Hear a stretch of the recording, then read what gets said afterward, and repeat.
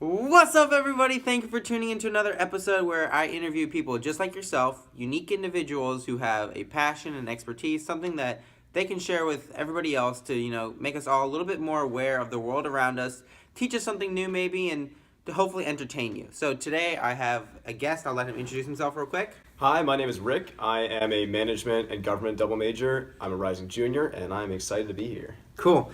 So, what are you most excited about in life right now? Well, I'm excited that the year is almost done. I'm looking forward to the summertime, my favorite season by far. Okay. I do camp counseling mostly, so it's a ton of fun being able to just like play games all summer with kids and stuff. So I'm looking forward to that. So, Rick, what would you say that you're an expert in?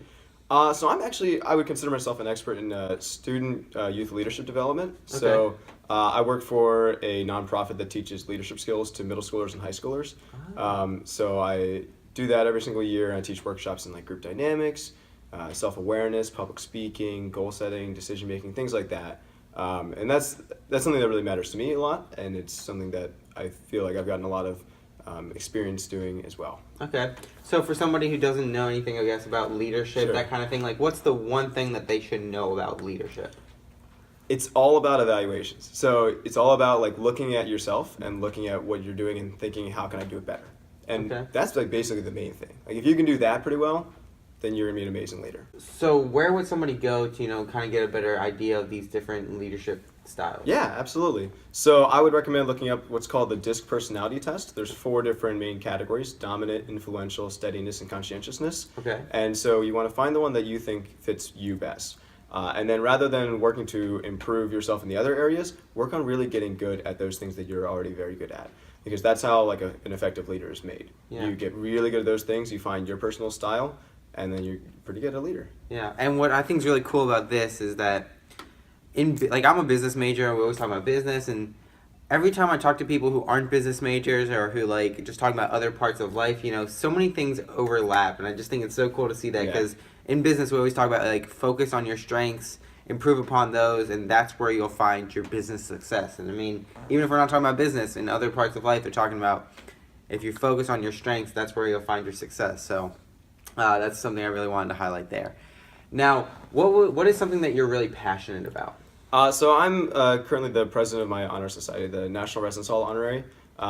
So our values are service and recognition. So I would say I'm really passionate about service and recognition. Service means, everyone's done some sort of community service in the past.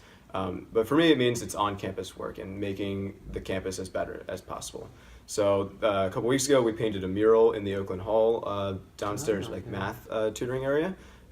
We've done cleanup days on campus, the campus beautification day. We've raised money for the campus food pantry, stuff like that. So it's all about making the campus as beautiful as possible. And then as far as recognition, we have like a lot of really awesome student leaders on campus, and they're doing great things. And it's important to give that recognition to them because that empowers them to keep doing more and encourages others to also do that. So we value like the on-campus staff members. We do an awards program called the Of the Month program. So people will fill out these nominations, and we like evaluate them, and we like make sure that all the people that are super deserving of recognition get it. Gotcha. Now, what is it, I guess, about service that, attracted you to it in the beginning? Was there maybe like a fact or a statistic that, stood out to you that you like more people should know about, like the impact of service or like how it affects maybe an individual? Because I know that like when you think of service, you always think about how it impacts whoever you're doing the service for, but it really, what I've found is that like it impacts you first and then impacts others.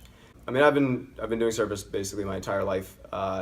I started off like volunteering with the Special Olympics in Howard County. Okay. I guess probably when I was 6, maybe something like that, and I've just been continually trying to do stuff like that in the past, and all the way until now as well. Yeah.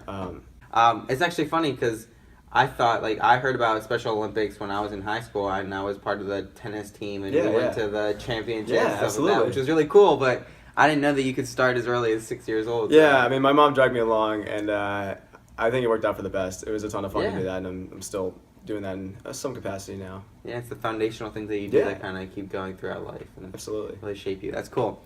So I kind of want to touch on some fun questions now. Just sure, to end with. Absolutely. When I say successful, who or what comes to mind?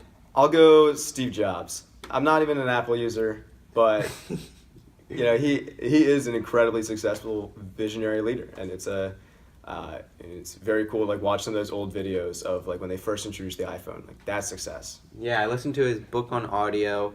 I've watched a couple of his YouTube videos. I'm a big YouTuber. I watch YouTube. I watch TED Talks, things like that. I think he has a TED Talk. Anything that you recommend people watch about Steve Jobs? or listen or read? About Steve Jobs or just in general? In general, about Steve Jobs, maybe. I would definitely recommend watching that first iPhone introduction video. Because it's weird now because obviously we all have like smartphones. That revolutionized the world. So, I mean, watch that. It's super cool. Okay, I'll link that at the end of the video so you guys can check that out as well. Or I'll put it actually in the comments down below so you can check that out in the description. So if you had maybe a fortune like Steve Jobs, you know, maybe you had $1 billion, what would you trade that all for in return? Am I allowed to say happiness? I mean, yeah, you're allowed to say happiness. I'll go with happiness. happiness. I mean, money is not all that important to me. It's the connections that you make that is really what matters to me. So I would give that in a heartbeat to have like a few like really close good friends. There you go. Few close, really good friends. I like that a lot because that sense of community, that I think relationship. You know, you always talk about the pyramid that you talk about in class. Maslow's. Yeah, Maslow's hierarchy of needs. Yeah, emotional is always key, really important at the very top because that's what you get to at the top, right? Yep. Yeah. And then so my last question, it's my favorite question other than the bagel or donut question. What's your answer? Oh man, I have one of those every single day. There you go. No, that works too. That works okay. I'll let you slide with that if you have both a day. So, personally, I always go with the bagel because I don't know, I just enjoy it a lot more. So the real last question is, if you had a billboard that you could put anywhere in the world and you could put anything on it, where would you put it and what would you put on it? So I'll put it right in the middle of Baltimore. I Okay. mean, I'm from outside of Baltimore, so I go in there every now and then, and like right in the entrance, and I would just have 2 words: "Be you." I really like that. There you go. There you go. Well, there you guys go. That is just another interview where I talk to people who are just like yourselves, who, you know, they're not like Bill Gates or like any famous executive or anything like that. They're not somebody who's really well known, a celebrity, but that's what really makes this channel and these videos really special, is that I really think that there's an opportunity for no matter where you are in life to share whatever you're an expert in and whatever you're passionate about. And so that's what we've just done here. So hopefully you enjoyed it. Hopefully you learned something new. And if you did, I would ask that you please subscribe to the channel so that you would get an update every time that I upload a new interview. And I would ask that you please share this with somebody else who could really benefit from it, because my goal is to reach as many people as possible and to impact as many lives as possible. And I can only do that with your help. So if you enjoy this, please hit the subscribe button, share with somebody that you know,